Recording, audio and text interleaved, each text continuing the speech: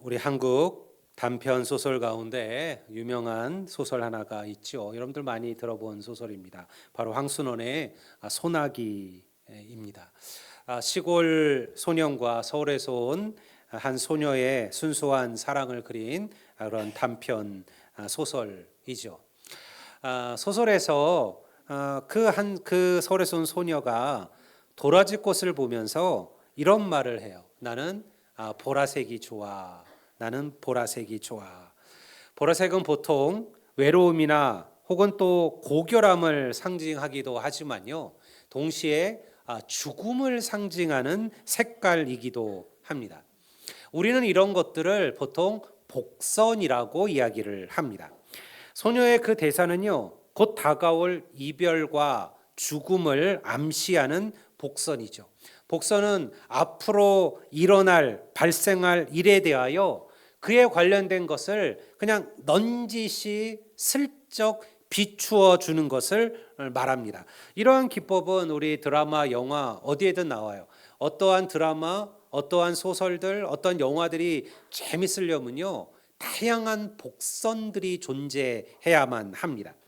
제가 이 이야기를 하는 것은 오늘 우리가 읽은 하나님의 말씀이 바로 이러한 복선 가운데 이해되어야 하기 때문에 그러합니다. 오늘 우리가 읽은 본문은요, 우리 성경에서 가장 유명한 구절 가운데 하나입니다. 바로 가이사라 빌립보의 베드로의 신앙 고백이죠. 가이사라 빌립보라는 한 지역에서, 한 도시에서 예수님께서 제자들에게 물었습니다. 얘들아, 사람들이 나를 누구라 하더냐? 세상 사람들이 나를 누구라고 말하더냐? 그러자 제자들이 이렇게 답하죠. 28절을 제가 한번 보겠습니다. 제자들이 여짜와 이르되 세례 요한이라 하고 더러는 엘리야, 더러는 선지자 중에 하나라 하나이다.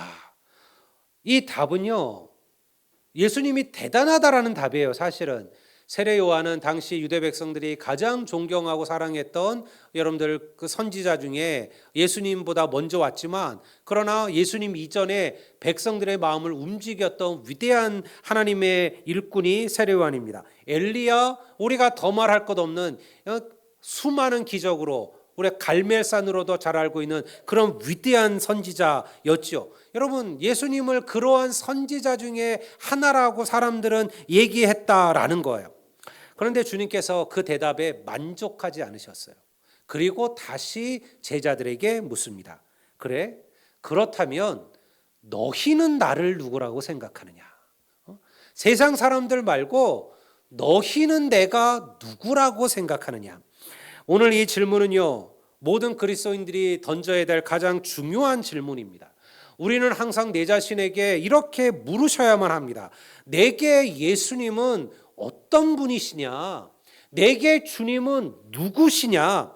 이 질문에 답하기 위해 우리는 말씀을 배우고 기도의 삶을 살아가고요, 예배에 집중하고 주님의 십자가의 삶을 따라가고자 하는 것이죠. 그 모든 것을 통해서 우리는 뭐를 얻기를 원해요? 도대체 내게 주님은 어떤 분이시냐라는 질문에 대한 답을 얻어야 한다라는 것입니다. 주님은 세상 사람들이 자신을 누구라 생각하는지가 너무나 궁금하셔서 이 질문을 하신 걸까요? 예수님도 관종이셨나요? 도대체 사람들이 나를 어떻게 생각하지? 사람들이 나를 어떻게 보지? 그거를 너무너무 알고 싶어서 이 질문하신 것은 아닐 겁니다. 주님에게 중요한 것은요, 세상이 예수님을 어떻게 보느냐, 그게 아니었어요. 그건 중요하지 않았습니다. 주님께 중요한 거는 과연 제자들이 당신을 누구라고 생각하느냐, 이것이 주님께서 듣고 싶어 하셨던 답이었다라는 거예요. 우리가 29절을 제가 다시 한번 읽어보겠습니다. 우리 29절을 다 같이 한번 읽어볼까요? 다 같이 읽겠습니다. 또 물으시되 너희는 나를 누구라 하느냐? 베드로가 대답하여 이르되 주는 그리스도시니이다 하매. 베드로가 이 주님의 질문에 답해요. 주는 그리스도십니다. 우리가 마태복음을 보면요, 좀 더 자세하게 이 답을 고백합니다. 마태복음 16장 16절은요 이렇게 얘기합니다. 시몬 베드로가 대답하여 이르되 주는 그리스도시요 살아계신 하나님의 아들이시니이다. 할렐루야. 여러분, 오늘 이 고백이 우리의 고백이 되기를 주의 이름으로 축원합니다. 여러분, 이 고백이 얼마나 놀라운 고백이었는지요. 예수님께서 베드로를 칭찬하셨어요. 그리고 어떻게 얘기하셨습니까? 내가 너의 신앙 고백위에 나의 교회를 세우리라. 내가 이 신앙 고백 위에 내 교회를 세울 것이다. 여러분, 교회가 세워지는 것은 건물이 아니에요. 어떤 교회가 세워지려면요 반드시 뭐가 필요합니까? 주는 그리스도시요 살아계신 하나님의 아들이라는 믿음의 고백이 있어야 된다는 거예요. 이 고백이 없다면 그 교회는요 반석 위에 세워진 교회가 아닙니다. 그 교회는 너무 쉽게 흔들립니다. 사람들 때문에 여러분들 문제 생기면 교회를 떠납니다. 여러분 노는 일에 또 세상 일에 즐거운 일에는요 시간을 아까워하지 않지만요 여러분들 주를 위하여 드려지는 헌신과 섬김의 일은요 가볍게 생각합니다. 왜? 그들이 진정한 신앙의 고백을 잊어버렸기 때문에 그러한 거예요. 베드로는 어떻게 이러한 신앙 고백을 할 수 있었을까요? 이 신앙 고백은요 갑자기 튀어나온 게 아니에요. 이것이 바로 제가 말한 복선입니다. 마가복음은요 수많은 복선을 깔고 있어요. 마가복음의 시작부터 마가복음은 계속해서 복선을 깝니다. 그 복선이 뭐냐면 바로 예수님은 누구시냐에 대한 복선들을 계속해서 이야기하고 있는 거예요. 마가는 가이사랴 빌립보에서 베드로의 신앙 고백이 등장하기까지 먼저 수많은 예수님의 기적의 이야기들을 기록해요. 병든 자를 고치고 악한 귀신을 내어 쫓았습니다. 말씀으로 바람과 파도를 잔잔케 하셨습니다. 말씀으로 죽은 아이를 일으키셨죠. 마가복음에 등장하는 이 모든 기적은요 결국 복선이에요. 예수님이 누구신가에 대한 복선을 이미 마가가 이야기하고 있는 거예요. 예수님이 누구냐라는 질문은요 당시 유대인들과 그리고 권력자들이 심각하게 던졌던 질문이었습니다. 어느 날 갑자기 나사렛에서 왔다는 한 젊은이가 예루살렘에 나타났습니다. 그리고 위대한 기적을 행하기 시작했습니다.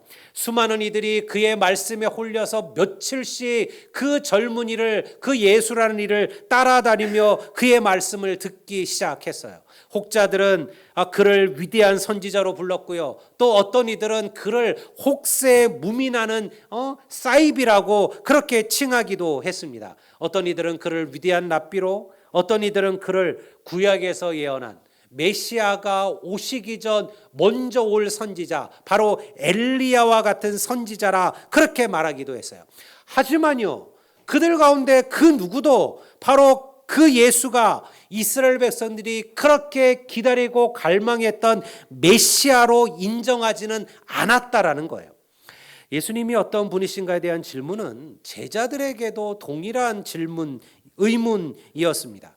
그들은 몇 년이나 예수님을 따라다녔으면서도요 여전히 예수님이 누구신지 확실한 답을 내리지를 못했어요. 예수님은 그러한 제자들에게 자신이 누구신지를 보여주셨죠. 그게 마가복음 전체를 나타나는 기적의 이야기예요. 여러분, 마가복음의 기적은요 사실은 그 기적을 통하여 사람들이 배불렀다, 사람들이 병고침 받았다, 사람들이 잘 먹고 잘 살았다 이 얘기하는 게 아니에요. 마가복음의 기적은요 예수님이 누구신지를 제자들에게 알려주시기 위한 예수님의 방법이셨습니다. 예수님은 보리떡 5개와 물고기 2마리로 5,000명을 먹이셨죠. 태풍을 만나 두려워 떠는 제자들을 위해 무리를 걸어서 그들에게 오셨으며 말씀으로 바람과 파도를 잔잔케 하셨습니다. 또한 귀신 들린 가나안 여인의 딸을 고치셨으며 눈먼 자를 뜨게 하셨으며 저는 자를 일으키셨습니다. 그리고 나서 마가복음 8장에 이 가이사랴 빌립보에서 베드로의 신앙의 고백이 나타나는 거예요. 그러니 여러분, 믿음은요 갑자기 생기지 않습니다. 여러분, 교회 다닌다고 해서 갑자기 내가 헌신하고 충성하지 않습니다. 이 과정과 시간들을 견디셔야만 합니다. 그 3년 동안 예수님은 제자들을 가르치셨어요. 그들을 훈련시키셨습니다. 여러분, 그들을 전도여행도 떠나보내시고 그들을 데리고 산에 올라가 기도하는 법도 가르치셨어요. 그리고 그들을 통하여 병들고 약한 이들을 돌보기도 하셨습니다. 이 모든 시간들을 통하여 제자들에게 당신이 누구신지를 보여주신 거예요. 여러분, 왜 성경은 가이사라 빌립보, 우리 오늘 본문에는 빌립보 가이사라라고 말하지만요, 정확한 명칭은 가이사랴 빌립보입니다. 왜 이곳에서 베드로의 신앙 고백을 이야기하고 있을까요? 가이사랴 빌립보라는 도시는요, 헤롯 대왕의 아들이었던 빌립이라는 왕이 분봉왕이죠. 다시 말해서 헤롯이 죽은 다음에 보니까 로마가 보니까 야, 헤롯이 말도 제대로 잘 안 듣고 유대 전차를 한 사람에게 맡기면 안 되겠구나. 그래서 나라를 몇 조각으로 갈라요. 그리고 헤롯의 아들들에게 그냥 각자 그 지역을 맡기면, 너는 가나안 지역, 너는 그 갈릴리 지역을 다스려라, 너는 유대를 다스려라, 너는 사마리아를 다스려라, 이런 식으로 왕들을 땅을 나누어줘. 그걸 우리가 분봉왕이라고 불러요. 빌립이 바로 그 분봉왕 가운데 하나입니다. 가이사라 빌립보라는 것은요, 이 빌립이 로마 황제의 사실은 그 상제의 마음에 들기 위하여 지었던 도시예요. 바로 로마의 황제의 이름이었던 가이사라는 이름과 자기의 이름 빌립의 헬라어 이름, 그리스 이름, 로마 이름 필리포스, 빌립이라는 그 로마 이름 필리포스를 붙여서 가이사라 빌립보라는 도시를 만들어서 로마 황제에게 바친 도시가 가이사라 빌립보예요. 당시 로마 황제는 신이었거든요. 그러니까 이 도시는요, 로마 황제라는 신에게 바쳐진 도시였고요. 그 도시에는 로마의 황제와 그리고 로마의 수많은 신들을 경배하는, 제사하는 거대한 신전이 함께 있었습니다. 그러니 예수님은요, 그냥 의미 없이 그 도시에서 베드로의 신앙 고백을 이야기한 게 아니에요. 예수님께서는 로마 황제를 신으로 섬기고 수많은 이방신으로 가득 찬 그 도시에서 자신이 누구신지를 나타내신 거예요. 자신이야말로 진정한 신이며 하나님의 아들이시며 온 세상을 구원할 메시아 그리스도라는 것을 말씀하신 거예요. 성도 여러분, 오직 주님만이 유일하신 참 하나님이시오 우리의 구원자이심을 믿으시기를 주의 이름으로 축원합니다. 이것이 우리의 신앙 고백이어야만 합니다. 예수님께서는 베드로와 제자들에게 당신이 어떤 분이신지를 그들의 삶 속에서 이미 보여주셨습니다. 이 고백이 왜 우리에게도 중요할까요? 예수님께서 동일한 기적들을 수많은 무리들에게 보이셨지만 그들은 그 기적을 보면서도 예수님이 누구신지를 깨닫지 못했습니다. 주님은 오늘도 동일하게 우리에게 당신이 누구신지를 말씀하고 계십니다. 문제는 본다고 해서 다 믿을 수 있는 게 아니라는 것이에요. 성도 여러분, 하나님께서 우리의 눈을 열어주지 아니하시면 우리는 하나님을 보지 못합니다. 우리는 이것을 계시라고 말합니다. 성도 여러분, 하나님께서 우리의 눈을 열어 오늘도 살아계신 우리의 구원자, 우리의 예수 그리스도를 보게 하시기를 주의 이름으로 축원합니다. 그러니 이제 우리가 우리에게 이 질문을 던져야 돼요. 내게 예수님은 어떤 분이신가? 내게 예수님은 어떤 분이신가? 2000년 전 베드로의 제자들에게 던졌던 동일한 질문을 예수님께서 오늘 우리에게 던지고 계셔요. 너희는 나를 누구라 생각하느냐? 너희는 나를 누구라 생각하느냐? 선한 열매교회 성도들아, 너희는 내가 누구라고 생각하느냐? 너희에게 나는 누구냐? 이렇게 물으시고 계신 것이죠. 오늘 여러분들은 왜 이 자리에 오셨습니까? 어쩔 수 없이 누군가의 손에 이끌려 이 자리에 온 이들도 계시겠죠. 여러분, 또 그냥 어린 시절부터 해왔던 믿음의 습관으로 예배하는 이들도 있을 겁니다. 오늘 우리가 2절에 있는 분명한 이유를 고백하셔야만 합니다. 오늘 우리는 그리스도시요 살아계신 하나님의 아들이신 예수님을 예배하기 위하여 이 자리에 있음을 믿으시기를 바랍니다. 여러분, 예배는요 살아계신 하나님을 만나는 자리입니다. 그래서 여러분, 예배가 온전하지 않고 회복되지 않고 하나님을 만나는 방법은 없어요. 어떤 이들도요 하나님을 만나는 가장 귀한 시간은 예배의 자리여야만 합니다. 오늘 교회가 우리가 하나님께 드리는 최고의 제물은요, 예물은 예배 그 자체입니다. 우리는 예배를 통하여 하나님을 만나는 거죠. 말씀으로 생을 창조하신 하나님을 예배하며 우리를 위해 자신의 생명을 바쳐 십자가에서 위대한 구원을 이루신 그 하나님을 예배하기 위하여 우리는 이 자리에 모였어요. 그런 이들을 세상은 성도, 크리스찬이라고 그렇게 부르는 것입니다. 그러니 우리는요 우리의 예배에 최선을 다하셔야만 합니다. 여러분, 예배를 가볍게 여기시면 안 됩니다.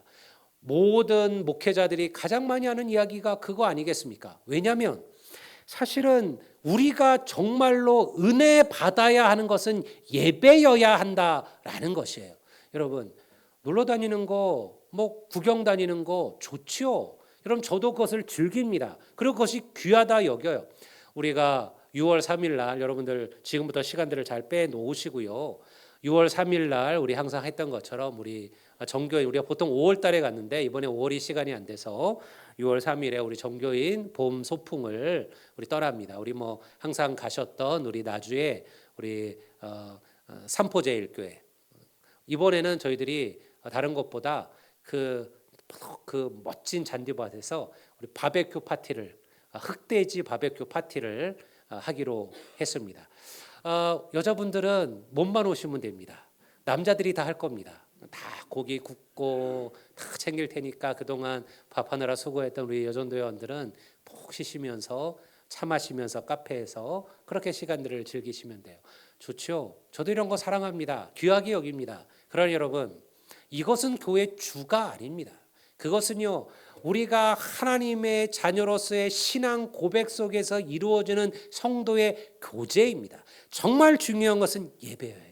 여러분들 예배 올 때 여러분들 준비하고 오셔야 됩니다. 그냥 오시면 안 됩니다. 주일 전에 예배로 갈 때 자신을 단장하셔야 됩니다. 여러분들 하나님 앞에 가장 아름답고 정결하게 자신의 외모도 준비하시고 옷도 준비하시고 마음도 준비하셔야만 합니다. 생각 없이 의미 없이 허겁지겁 달려 나오시면 안 됩니다. 여러분, 예배에 늦지 마십시오. 예배에 늦는 것은요 살아계신 하나님과의 시간을 우리가 가볍게 생각하시는 거예요. 여러분, 다른 거 아니요. 저는 여러분들이 다른 거 하나도 안 해도 괜찮아요. 우리가 하나님께 드리는 그 예배 시간을 최선을 다하세요. 그리고 그 예배 시간에 하나님을 만나셔요. 찬양 한 곡, 말씀 한 구절, 기도 한마디에 온 힘을 다하세요. 그리고 이 예배전을 떠날 때 하나님께서 내게 부어주시는 성령의 충만을 가지고 돌아가십시오. 여러분, 그 한 번의 예배가 한 주를 살아갈 힘과 용기를 우리들에게 부어주실 줄로 믿습니다. 여러분, 오늘 우리의 삶에 주님만이 진정한 구원자입니다. 여러분, 예수는, 당신은 그리스도입니다라는 바울의 고백이 뭐예요? 우리는요 이 그리스도라는 말을 자꾸 잊어버릴 때가 많아요. 그리스도란 말의 뜻은 구원자입니다. 주 예수 나의 그리스도라는 말은요 주 예수가 나의 구원자라는 거예요. 여러분, 우리에게 진짜 구원은 무엇입니까? 우리의 물질인가요? 우리의 힘인가요? 우리의 권력인가요? 사랑과의 인맥인가요? 내가 알고 있는 높은 사람들인가요? 여러분, 그들은 우리의 구원자가 될 수 없다라는 거예요. 잠깐은 우리의 구원자처럼 보일지 몰라요. 하지만요 그들은 진정한 구원자가 아닙니다. 오직 예수님만이 나의 삶의 진정한 구원자이심을 믿습니다.